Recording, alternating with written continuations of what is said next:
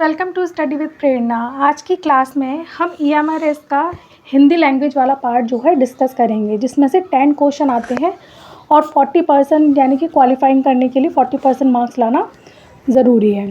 तो पहला जो क्वेश्चन है उसमें आपको एक पैरा दिया गया है जिसमें से क्वेश्चन टिक करने हैं। तो मैं पैरा पढ़ देती हूँ आपके लिए।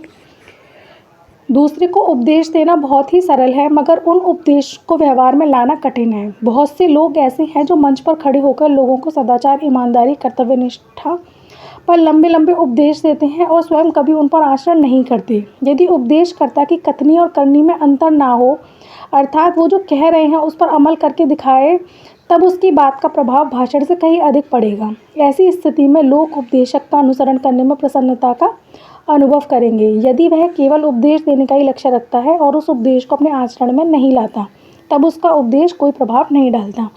तो इसके अकॉर्डिंग जो फर्स्ट क्वेश्चन है वो है आपका कि निम्नलिखित में से क्या करना आसान नहीं है। तो जो उसका करेक्ट आंसर है वो है ऑप्शन नंबर 3। ठीक है, उपदेशों पर अमल करना आसान नहीं है। नेक्स्ट क्वेश्चन है हमारा, लोग किस पर उपदेश नहीं देते हैं। तो जो इसका करेक्ट आंसर है वो है ऑप्शन नंबर 4, धर्मपरायणता पर उपदेश नहीं देते हैं। ठीक है, ये सारे आंसर जो हैं वो पैराग्राफ के अकॉर्डिंग गिवन है। ठीक, नेक्स्ट क्वेश्चन है हमारा, बात का प्रभाव भाषण से अधिक कब पड़ता है। तो जो इसका करेक्ट आंसर है वो है ऑप्शन नंबर 1, जब आप उस पर अमल करके दिखाएं। ठीक है, नेक्स्ट क्वेश्चन है, निम्नलिखित में से जातिवाचक संज्ञा शब्द कौन सा है। तो जातिवाचक संज्ञा शब्द इसमें से कौन सा है। जातिवाचक है इसमें से नदी। ठीक है, नदी जातिवाचक है। बाकी के जो ये गंगा, राम, काशी ये हैं ये व्यक्तिवाचक हैं। ठीक है, क्योंकि ये किसको डिनोट करते हैं, जातिवाचक मतलब एक तरीके से कॉमन नाउन। ठीक है, अब नेक्स्ट है हमारा क्वेश्चन नंबर 135, निम्नलिखित में से कौन सा जो है तत्पुरुष समास नहीं है। तो जो तत्पुरुष समास नहीं है वो है आपका ऑप्शन नंबर 2।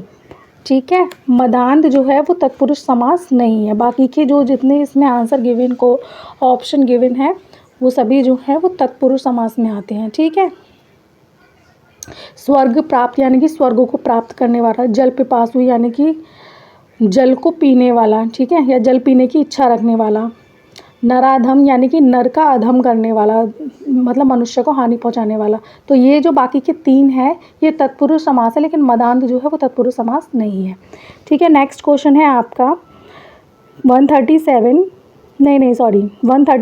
निम्नलिखित में से स्वर संधि वाला शब्द नहीं है। इनमें से कौन सा जो है वो स्वर संधि नहीं है। तो जो इसका करेक्ट आंसर है आपका वो है आपका ऑप्शन नंबर 2,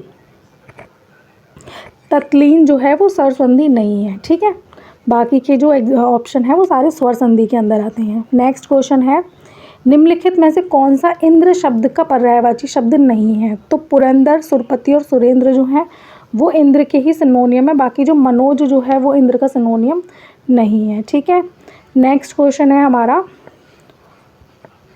सोने पे सुहागरा मुहावरे का सटीक अर्थ क्या है। तो इसका जो करेक्ट आंसर है वो है ऑप्शन नंबर 3, अच्छी चीज़ का और अच्छा हो जाना। नेक्स्ट है हमारा, इसमें से एक अशुद्ध शब्द बताना है। ठीक है, अशुद्ध शब्द कौन सा है। तो दुष्कर जो है वो बिल्कुल सही लिखा हुआ है, सीधा साधा नहीं होता, सीधा सादा होता है। ठीक है, तो ये जो है वो आपका गलत है। बाकी के रिमेनिंग जो वर्ड्स हैं वो सही लिखे गए हैं।